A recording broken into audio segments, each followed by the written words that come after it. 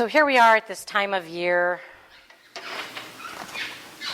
this between Thanksgiving and New Year's, the time when we, or mostly I, maybe we, buy new date books, and you start transferring the old birthdays over to the new date book, and the things you had in the back written for 2014, you start putting them in. New date books are always so nice. It's like the first day of school. And a lot of feelings come up in this like weird in-between time. We go from being, grateful and expectant to some folks are experiencing depression, some are hopeful, a touch afraid, but a little eager. It's this in-between, this gooey time. And I'm feeling very thankful today. First of all, I love snow, so I'm really excited about the snow. I don't love shoveling it. I love you.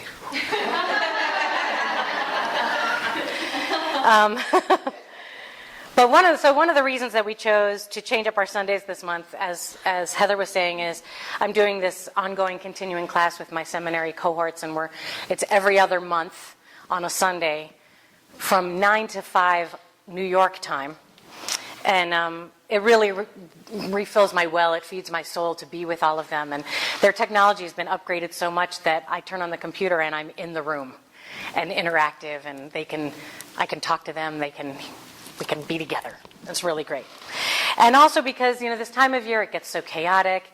People are stressing. Some people are stressing and busy and distracted, and and there's enough going on at Christmas that you don't all have to get up at 9 a.m. on a Sunday to be here. And then I also realized, as we were looking at the calendar, that today is December 15th, which on my calendar is Susanna's Day.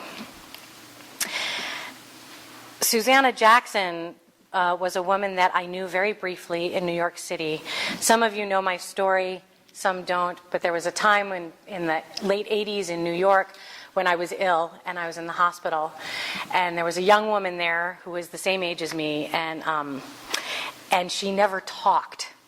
And I really was quite fascinated with her because I have a very difficult time not talking. And here was this person who never talked, and I just was like, God, I want to be like her. She's so cool. She doesn't talk. Of course, she had a lot of deep-seated, painful reasons why she didn't talk, but that didn't matter. I was just really fascinated. And I would talk to her constantly. How you doing, Susanna? Oh, nice pajamas. Oh, did you get pudding today at lunch? Oh, you look great. And just yammer on at her. And there was this one day I was watching March of the Wooden Soldiers, the Laurel and Hardy movie, and I was sitting in this room, and I was watching the TV, and I was watching this movie, and Susanna came in and sat behind me, and I was like, oh, hey. I said, hey. You do these things, even though she didn't talk. And so we're sitting there, and we're watching the movie, and then the commercials came on, and there was like 10 minutes solid of commercials. It was December 15th, or that day was December 14th. And so it was a lot of Christmas commercials, and about 5 or 6 commercials in, I hear this voice say, wow, that's a lot of commercials. I was so excited. Like, she talked. She talked to me about commercials, And I was like, you bet it is. Wow, isn't that incredible? It's so crazy. Tons of commercials. I'm like exploding with excitement. So I felt instantly, I was like, wow, there's something happening there. So I didn't understand the circumstances of Susanna, her family dynamic and all that went on with her, but I did know that she was not supposed to talk on the phone. That was one of the things that I knew about her. And so December 15th came. It was middle of the afternoon, and I noticed that Susanna was on the phone. And I thought, how strange, because that didn't seem to be in what I thought to be happening. And she hung up the phone, and she walked past me, and I said, hey, Susanna. And she left the area of the hospital that we were in. And what I didn't know at the time and found out hours later was that she got in the elevator and went to the roof and jumped and left our experience. And hours later, when I found that out, there were so many feelings for her, about her. And this was 1987. And every December 15th, I like to make sure that I talk about Susanna. Because for me, telling her story honors her life, her 24 years on the planet. It acknowledges that she was here and that she had an impact on me, even though that was our limited encounter with each other. And I also tell her story because I think it's important to acknowledge her ascension from this planet without judgment. She made that choice at that moment, and that was her choice in that moment. She taught me a lot in the short time that we spent together, and I like her to be remembered. So I was thinking about her. I was thinking like, oh wow, service on December 15th. Oh, Susanna's Day. What am I going to talk about? And my mind pulled me like a magnet to this email that a friend, Allison Wilson, had sent me that had this format called the I Am poem on it. And I was like, oh, maybe that's what I should talk about. I should talk about I am. I should talk about what that means. And I was looking at the poem and looking at how it was designed, and then I thought, why don't we just do it? Why don't we just do it together? And then I can not talk for a little bit. So before I forget, paper and pen is down here. And I can get it to you, or if you don't mind coming down, that'd be awesome. And so instead of just like referencing this poem in my talk and giving you a website, I thought, let's just walk through it. And very privately, this is not something that any of you have to stand up and share. Yes, and that's my next note. For those of you who have stopped breathing, let me assure you that you can now exhale. It's going to be a guided process and a private process. So we've provided you with the paper and pen. The prompts will be up on the PowerPoint. I will also say them out loud. And as I sense that we've kind of come to closure on the prompt, we'll move ahead. If at any point I'm going too quickly, give me a hand. I can also send you the email link so you can continue working on it on your own if you'd like. Because it's a pretty cool process. So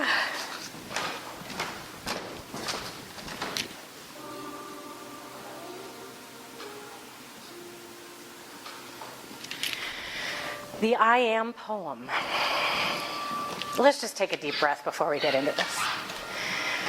Taking a deep breath, acknowledging whatever emotions the story of Susanna brought up, acknowledging whatever anxiety or curiosity or expectation is happening as we step into this process together, and letting all of it go. Letting all of it go, taking a breath into the safety of this room, the safety of this time together. There's nowhere else we need to be right now, and we can just relax into the chair and breathe and allow.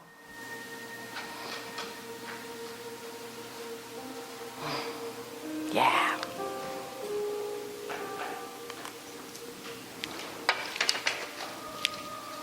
The first prompt, I am, and finish the sentence with two special characteristics.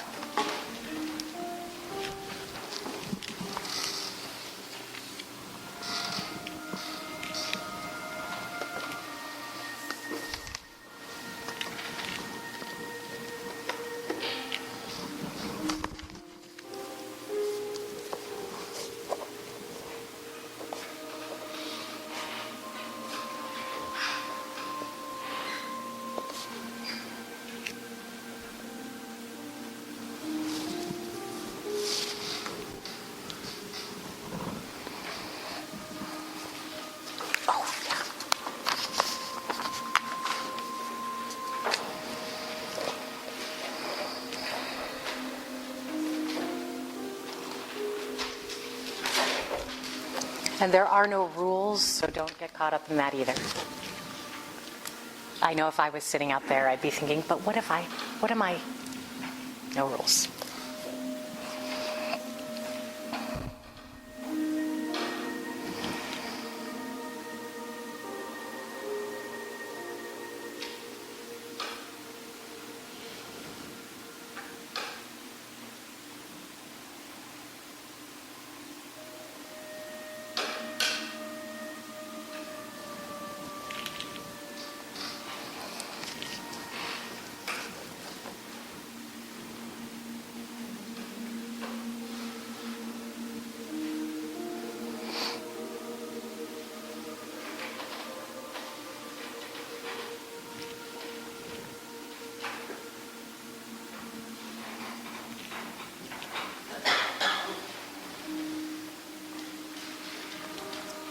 The next slide is, I wonder, and finish the sentence with something that you are actually curious about.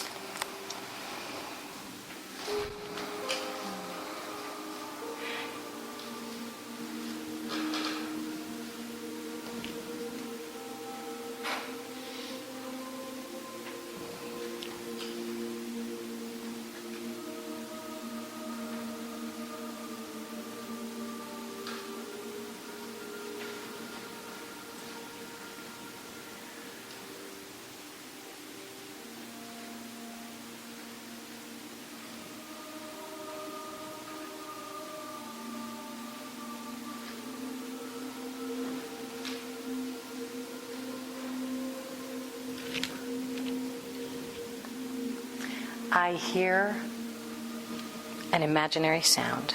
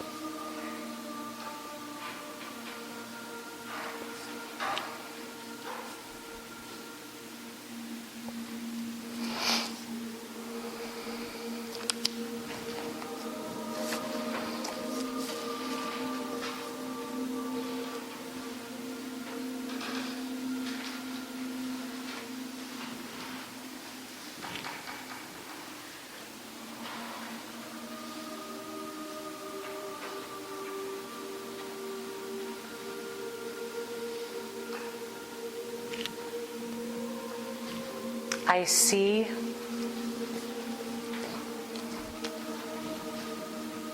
an imaginary sight.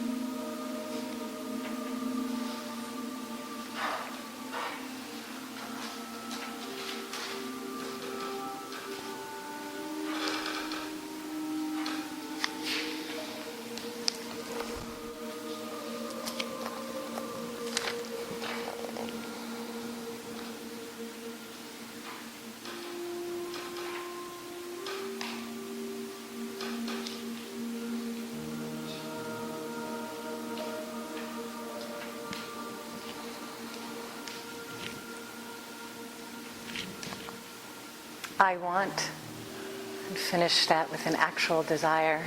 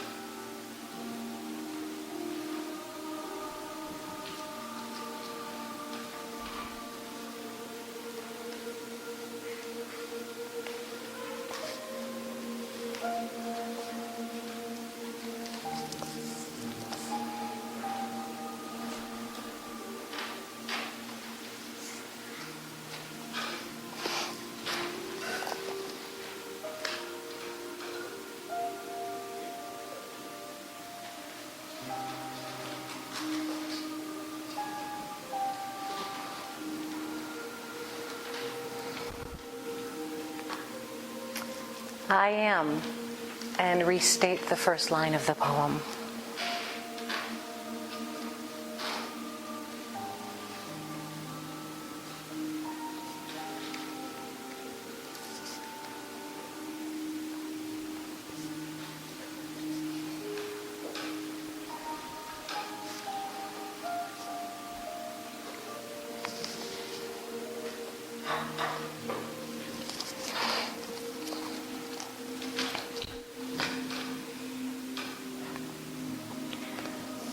I pretend. Something you pretend to do.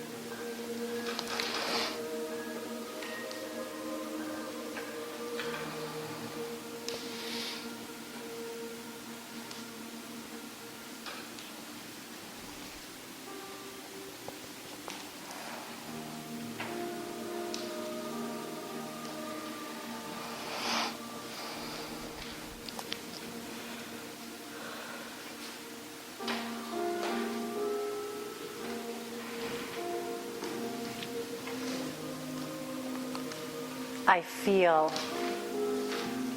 Finish the sentence with a feeling about something imaginary.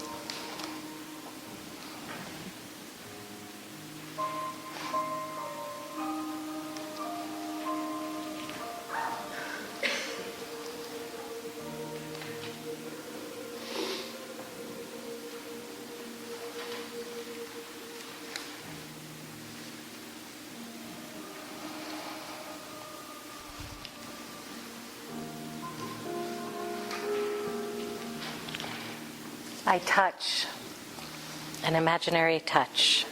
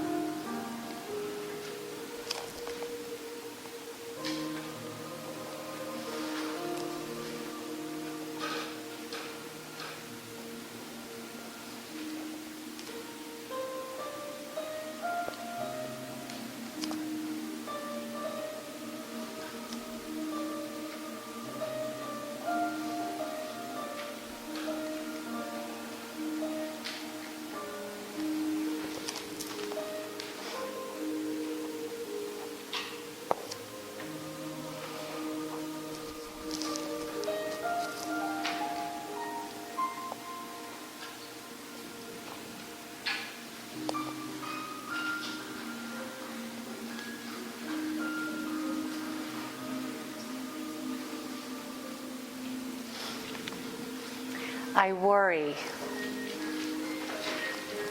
Finish the sentence with something that is really bothering you.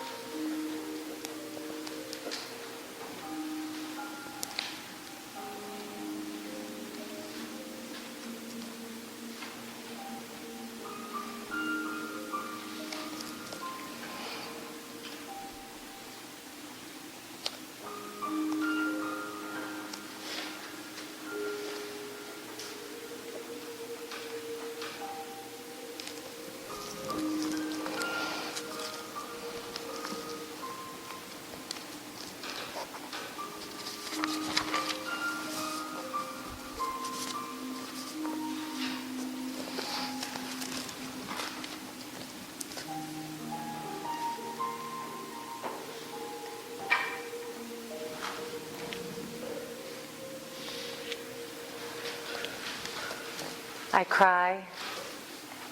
Finish the sentence with something that makes you very sad.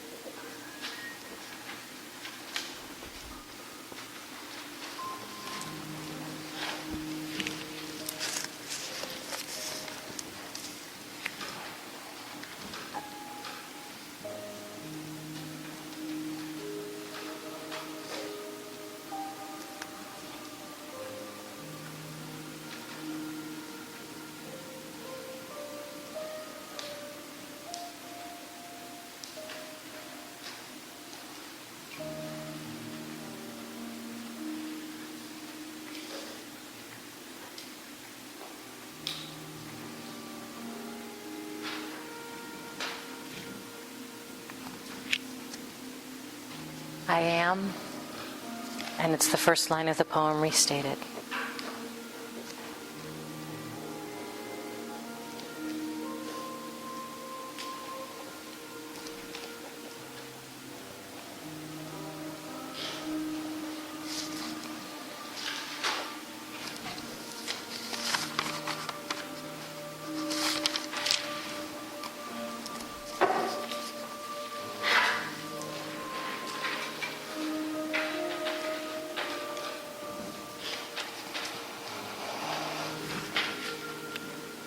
I understand something you know that is true.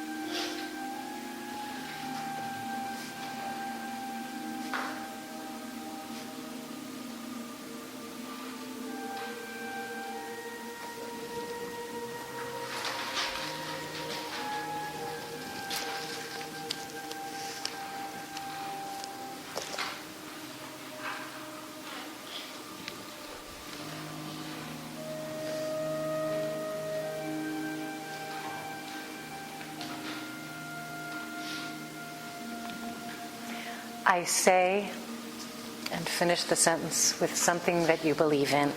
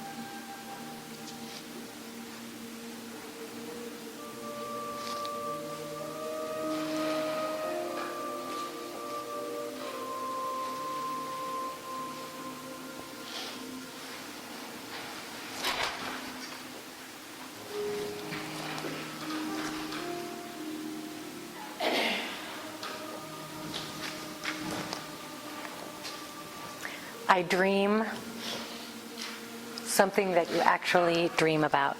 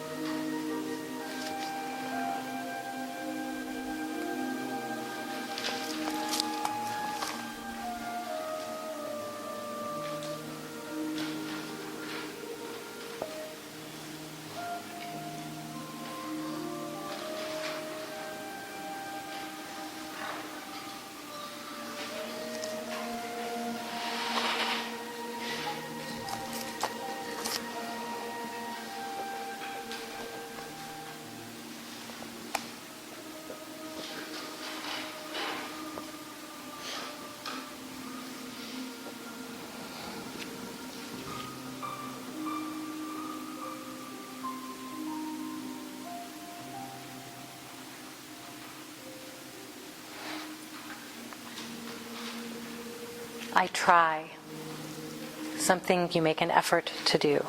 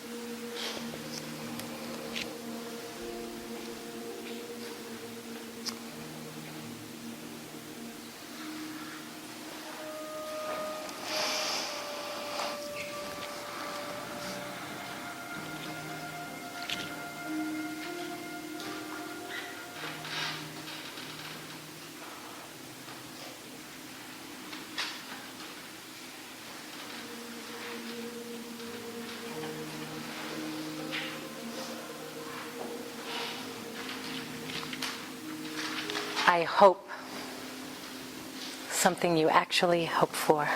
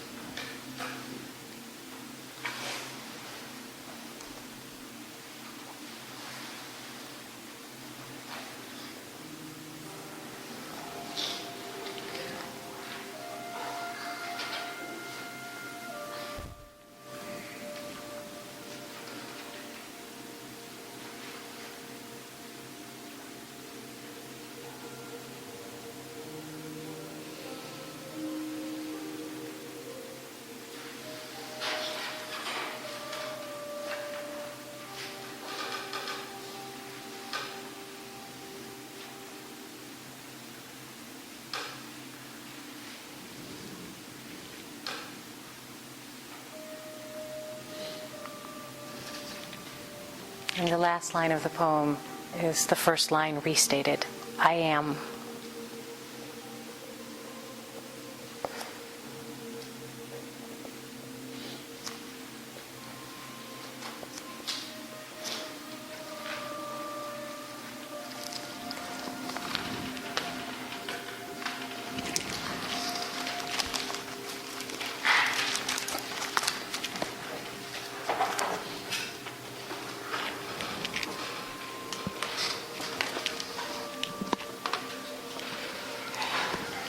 Taking this moment to breathe in the experience that we just had, knowing that it may or may not be complete, and knowing that we can complete it at any time. Allowing the honesty and authentic feelings to come up, knowing again that this environment is a safe space, and that as we do leave today, we carry that safety around us and within us. Knowing that we are a community, so that I know right now that if there is anything that has come up for anyone in this experience that is larger than they can handle in this moment, there is me, there are other people in this room, there are people within our community who are here to support and love and carry each other through these moments. Knowing that love is actually all that ever is really going on. In each of those sentences, in each of those explorations, the true I am is that I am love. And so surrounding each tender heart in this room right now, I simply hold the space for whatever it is that came up, is coming up, or may come up later. I'm holding that space of safety and peace and gentle revelation. So grateful for our time together. Amen. Ashe. And so it is. Ashe.